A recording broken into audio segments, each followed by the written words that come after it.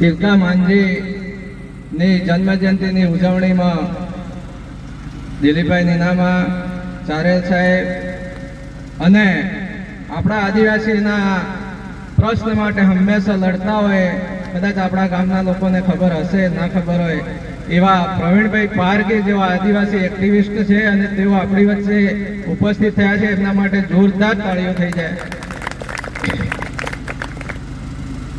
તિલકા માંઝી આજથી 200-300 વર્ષ પહેલા અંગ્રેજો સામે લડ્યા હતા અને અંગ્રેજો એમને ફાંસી પર લટકાવીને મારી નાખ્યા હતા. પણ અંગ્રેજોએ ફાંસી ઉપર લટકાવવા પાછળના જે માણસો કારણભૂત હતા એ માણસો ભારતના જ હતા.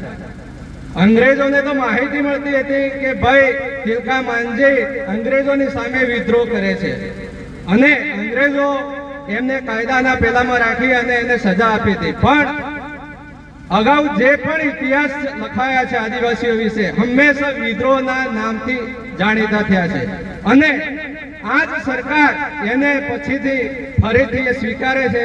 દાખલા તરીકે બિરસા મુંડા, તો બિરસા મુંડાને આજે ભગવાનનું ઉપનામ વડાપ્રધાન જેવા વડાપ્રધાન પણ રાષ્ટ્રપદ પરથી આપતા હોય અને જે વખતે એમને લડાઈ કરી હતી એ વખતે એમને વિદ્રોહી તરીકે જાહેર કરેલા હતા.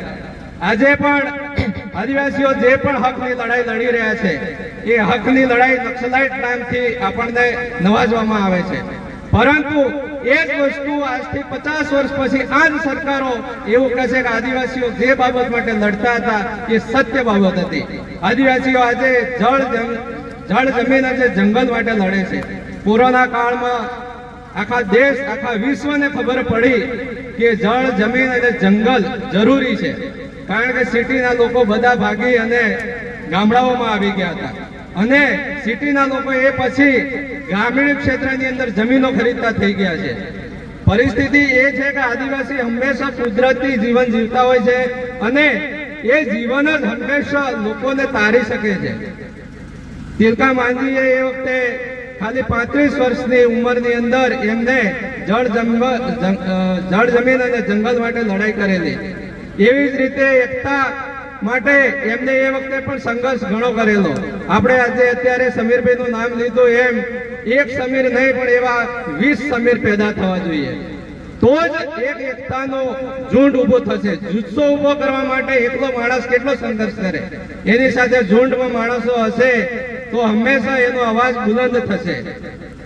આપણે જોયું પાટીદારોએ એમનો અવાજ બુલંદ કરી અને સરકારની અંદરથી પોતાની અનામત મેળવી લીધી. હમણાં ભાઈએ કીધું એમ કટ ઓફ માર્ક્સ આપણે લોકો નથી લાવી શકતા અને હમણાં સુપ્રીમ કોર્ટે કીધું કે ક્રીમી લેયર લાગુ કરો. હવે ક્રીમી લેયર લાગુ કરે એટલે આ બેઠા છે એમાંથી લગભગ 75% ક્રીમી લેયરમાં નીકળી જાય અને પછી આવે ગરીબ માણસોનો વારો. હવે ગરીબ માણસને એજ્યુકેશન મળતું નથી તો કટ ઓફ માર્ક્સમાં એ આવી શકવાનો નથી. ક્રીમી લેયરમાં ભણેલો સમાજ નીકળી જાય અને કટ ઓફમાં ગરીબ માણસ નીકળી જાય એટલે અનામત સમાપ્ત થઈ જાય. આ એક કૂટનીતિ ચાલી રહી છે. એટલે અગાઉ બધા વક્તાઓએ કીધું કે ભાઈ ઘણા બધી એકતા કરવી જરૂરી છે, ઘણી બધી એકતાઓ કરવી જરૂરી છે અને આપણા જનપ્રતિનિધિઓ કઈ અવાજ નથી ઉઠાવતા. જનપ્રતિનિધિઓ માટે હું સ્ટેજ પરથી કહું છું કે જનપ્રતિનિધિ ધારે એ કરી શકે. સૈદરભાઈ વસાવા એકલા છે, આખા ગુજરાતને હલાવી રહ્યા છે. રાજસ્થાનની અંદર બાપના રાજકુમાર રોજ છે, એમને હું ખરેખર લોકસભાની અંદર જોઉં, કદાચ ખબર નહીં, મને એવું લાગે છે કે આદિવાસીઓ માટેનો અવાજ પહેલી વખત લોકસભામાં ઉઠી રહ્યો હોય. ખરેખર એક જ માણસ છે તો એ આખા સંસદને હલાવી રહ્યો છે અને એનું હંમેશા વક્તવ્ય ચાલતું હોય ત્યારે બધા જ માણસો શાંતિથી સાંભળતા. એ હંમેશા સત્ય ઉપર જ બોલે છે. એ ગ્રામસભાની અંદર આપણે પોતે જ નથી હાજર રહેતા એટલે ઘણા બધા જે ઠરાવો થવાના હોય થઈ જ જાય છે. ઘણા બધા વક્તાઓ છે એટલે હું વધારે નથી બોલતો હવે. પણ ગ્રામસભાની જવાબદારી હું માનું છું ત્યાં સુધી મારી પોતાની છે. સાથે અનામતનો લાભ લઈ જેટલા પણ માણસો નિવૃત્ત થયા છે એ માણસોએ ગ્રામ સભામાં હાજરી આપવી જોઈએ. આપણે કહીએ કે તલાટી નથી માનતો, અને આપણે ગામની અંદર તો 10 તો તલાટી નિવૃત્ત હોય.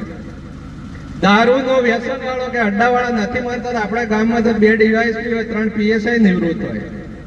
શિક્ષણ સારું નથી ચાલતું તો આપણા ગામમાં તો 25 શિક્ષકો નિવૃત્ત થયેલા હોય.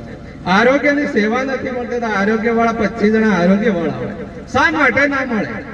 આપણને બધી જ ખબર છે, પણ આપણે આ વસ્તુ કરવી નથી. અથવા તો મારે પતી ગયું છે, બીજાને જે થવું એ થાય, મારું તો હું ફૂટી લઉં એમ કરીને આપણે અત્યાર સુધી 75 વર્ષ સુધી કીધું કે આપણે પછાત કેમ રહ્યા.